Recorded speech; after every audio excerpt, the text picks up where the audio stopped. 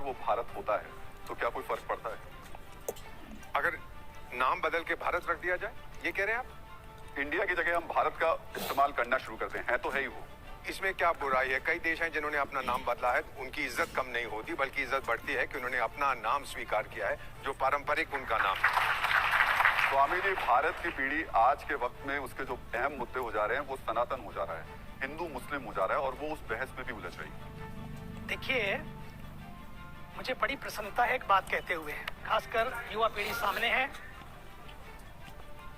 जब चंद्रयान पर चंद्र पर चंद्रयान उतरा, बहुत लोगों ने बहुत सारी शंकाएं की साइंटिस्ट को लेकर, क्योंकि उनको पूजा करते हुए देखा गया।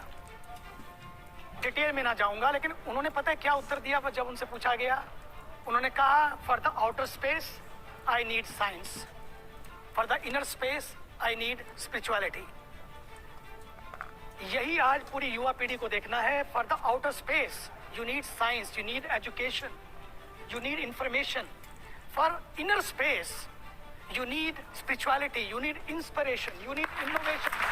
देखो, पूरे वर्ल्ड में जाने के लिए इंटरनेट की आवश्यकता है. You need internet to connect to the world, to reach the world. But at the same time, when you're talking to yourself, connecting to the world is internet, but connecting to yourself is internet. You need both internet and internet. हमें भारत में इस दृष्टि को अगर किसी ने दिया है, उस दृष्टि को दिया है इस भारत ने।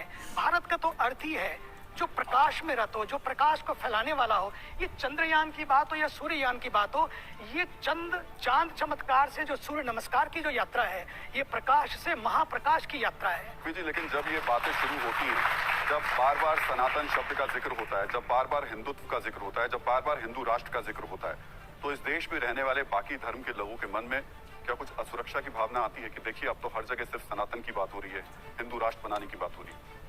देखिए, जब भारत आज़ाद हुआ और आज़ादी के बाद हमारे देश में से दो हिस्से हुए, एक हिस्सा पाकिस्तान और एक भारत तो मौजूद था, पाकिस्तान का हिस्सा हुआ। और उस वक्त जो लोग जाने थे पाकिस्तान वो चले गए, पर जो भारत में मुस्लिम रह गए, मैं मुस्लिम हूँ तो मैं अपनी मुस्लिम धर्म की ही बात करूंगा, अपने लोगों की बात करूंगा। तो जो लोग यहाँ गए थे उससे कई ज़्यादा भारत में रह गए और वो लोगों ने डिसाइड कर लिया था कि हमें यहाँ दूध के अंदर शक्कर जिस तरह घुल जाती है इस तरह रहना है आने वाले दिनों के अंदर। सनातन जो है, सनातन से उसी को तकलीफ होगी जो आक्रांता होगा, जालिम होगा। बाकी जो जिसको ये समझ है कि सनातन धर्म जो है वो व्याख्या सत्य की है और यही ज्ञान इस्लाम का भी है, सत्य बताना, एकाकी बताना। तो जब तकलीफ किसे है? ये तो वो लोगों को तकलीफ है जिन्हें आज जो इस्लाम का जो ये चोला ओढ़कर जो दिखाया जा रहा है, हकीकी इस्लाम तो ये नहीं है।